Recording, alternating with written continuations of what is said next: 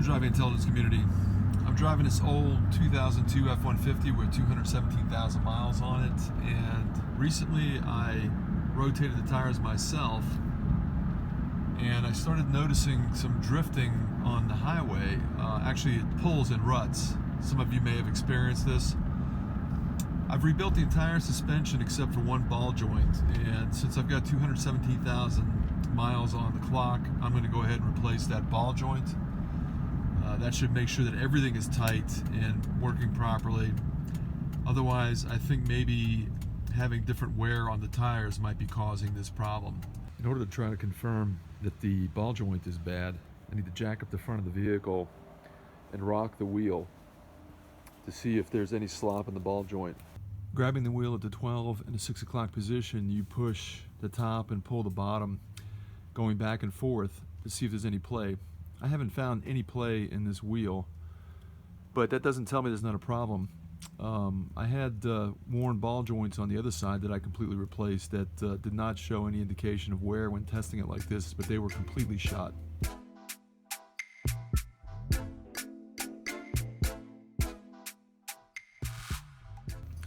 I'm going to go ahead and replace this since this last ball joint has 217,000 miles on it. Now that I've removed the wheel, next step is to support the frame with a jack stand for purposes of safety, but removing the cotter pin, then I'll remove the castle nut. Because this is a four-wheel drive, I had to take a few extra steps to get to this ball joint.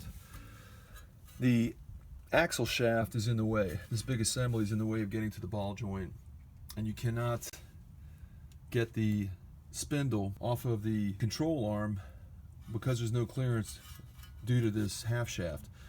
So what I had to do to clear this up was to take the nut off of the shaft so I could push this in, and also take off the tie rod, which gave me some clearance, and it's still tight, but I was able to get the spindle off of the control arm, the lower control arm, so now I can start to work on the ball joint.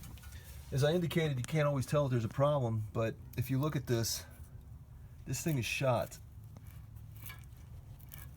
So there's pieces coming off this ball joint as I disassemble it. One thing I need to point out in this video is that you'll need to disconnect both your ball joints, upper and lower. I didn't point out the upper ball joint in the video. Also, as I indicate later, the assembly with the spindle, the brake caliper, and the rotor is extremely heavy, so you're going to want to make sure that that does not drag on your brake line or your ABS line. So you want to hang that up or support it somehow as you pull it to the side to get to the lower ball joint. Ball joint is removed. You can see this ball joint is shot, so it's well overdue for replacement. To get this out though, as I indicated in the previous portion of this video, I had to pull the spindle assembly away from this 4x4 axle shaft so that I could get a large ball joint remover on this. Had to put a lot of PB Blaster on there to loosen it up. Looks like it's in pretty good shape now, pretty clean, ready for the new ball joint. But it's going to take a bit of effort. You got to have clearance away from this axle shaft in order to get to that ball joint to remove the C-clip and use the ball joint remover to push it out. New ball joint's installed. All I got to do now is install the axle shaft nut and cotter pin and torque tie rod and 2 ball joints. A little bit of advice on this. This whole assembly with the brake, the rotor on it, this is extremely heavy. That probably weighs, I don't know, 40-50 pounds.